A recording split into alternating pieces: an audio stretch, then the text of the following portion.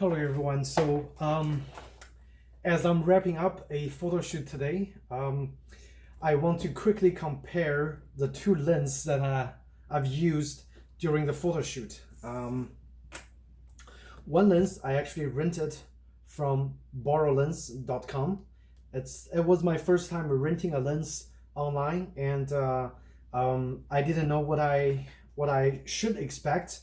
And I actually did a quick unboxing video before this one. So if you guys are interested in learning my first experience borrowing lens from an online lens renting company, feel free to check that video out. I'll put a link in the description down below. Now, today I finished my photo shoot, plus a little bit of the video recording for the bar mitzvah that we're photographing. I had the Sony 400 F4.5 to 5.6. I believe this is a lens, the G master lens. This one I rented, and I also have my own, which is the 70-200 2.8.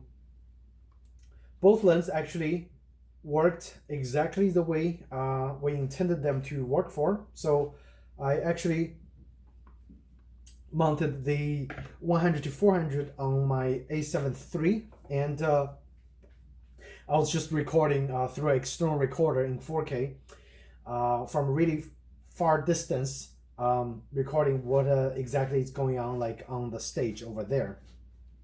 The lens performed for the most part exceptionally well in terms of focusing and focusing tracking, and in terms of the ability to actually zoom in quite a lot, all the way up to 400 millimeters for the close-up shot that I really wanted to get with the lens. And with that being said, I actually ran into a few problems with the lens, especially when I'm trying to actually smoothly rotate the zoom ring, try to do some zoom in and zoom out effects while I was doing the video recording, and it didn't work out well. And it was not until when I finished the video recording did I realize, since this is my first time using this lens, that it actually have a little ring over here that says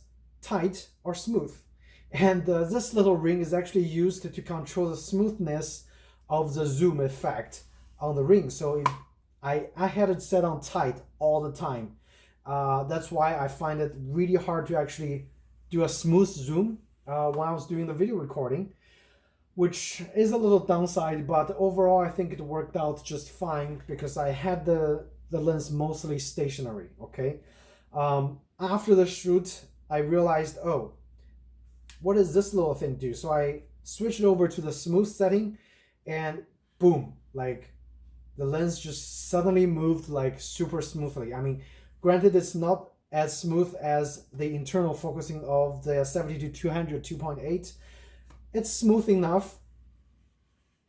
So compare this, and if I rotate it to the tight, like it gives a lot more of the resistance when you're trying to zoom. So I guess you set it down to tight when you're actually doing a shoot for still photographs, but if you're doing video recording, it's really helpful to have the setting on the smooth.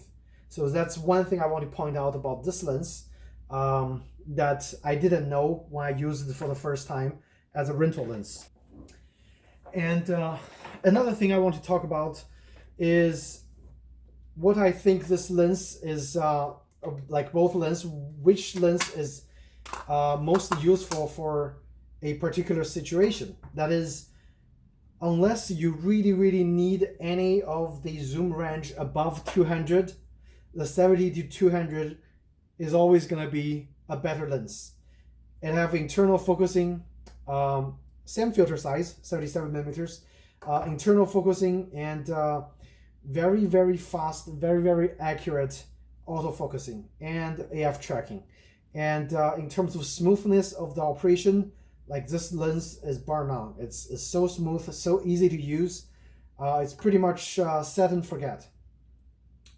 if you need to use any range above 200, and you don't really have much choice in terms of the Sony offerings, because even though they came out with a 200 to I think 600 or 500, that the new lens, that new lens is a G lens, it's not a GM lens. So in terms of performance, it's going to be compromised slightly. The GM lens for this particular model, even though they have a slower aperture of 4.5 to 5.6, it actually focuses exceptionally well. It focuses just as fast as the 2.8 70-200.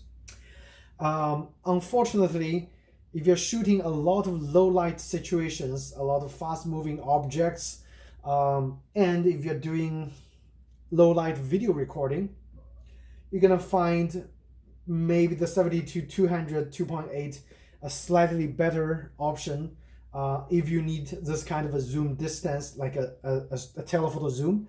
And the aperture, even though 2.8, I don't think it's fast enough for a lot of video purposes, it's gonna be a much better option than the 100 to 400, because the 4.5, it's honestly just too slow. Like during the bar mitzvah, I was shooting in the temple, so the lighting was okay. And at night, when they were at the party, which was in a restaurant and a much darker environment, this lens just doesn't cut it. Like, even though they have the OSS, the optical stabilization, because the subjects are most of the time is moving, it's really just impossible to get a clear shot with the 100 to 400. And the 70-200 actually worked fairly well for the low light situations in the restaurant, but I actually find I use the faster and a much shorter distance lens a lot. I use the 55 1.8 quite a lot because it just gives a much better bokeh, and as well as being able to use a lower ISO with a better image quality or better image outcome, and a faster shutter, not to mention that. So it really depends on what kind of situation you're going to be using the lens a lot. If you must have 400 range for the zoom, this is probably one of your options, besides the new I think 200 to something. Are actually put a text down below. They're coming out with a new lens. I think they're releasing it end of this month, so you're gonna have that lens very soon as an option. But that lens is a G lens, it's not a G master lens. Focusing is gonna be slightly slower, build quality is gonna be slightly slower.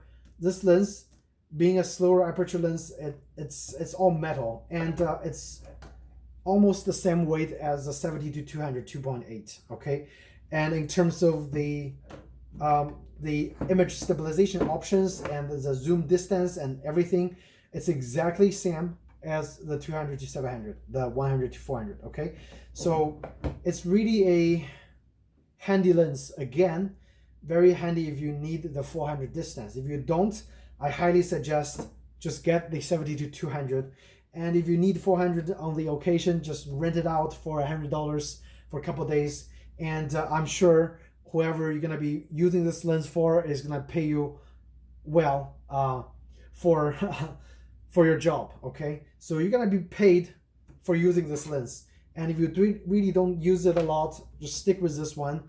It's a better investment. I bought this lens because I use it quite a lot for all kinds of shoots, even products sometimes, but mostly for portraits on the beach when we're doing outdoor shootings. Okay, so that is my quick impression of the two lenses. And in terms of sharpness, this lens is actually pretty sharp. Okay, like wide open, it's pretty sharp.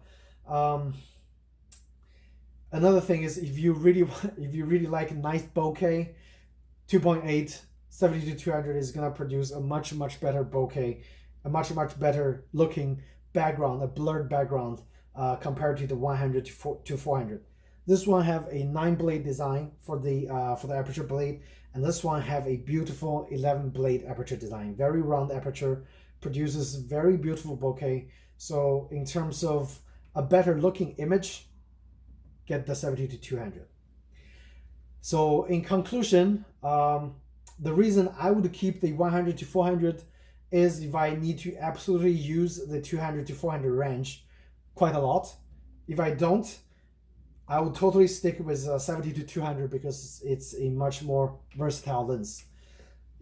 So the 200-400, the extra range, I think it would be most useful for sports photography, excluding low light situations, and if you shoot birds a lot. I think this lens paired with even a 1.42 two-time teleconverter is going to work much better than the 70-200.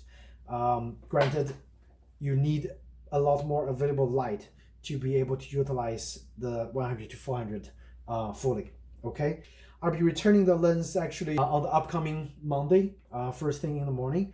And again, I'm going to be keeping my 70-200 as my go-to lens for any telephoto use. Questions, comments, feel free to ask me in the comments section down below. So thank you so much, and take care.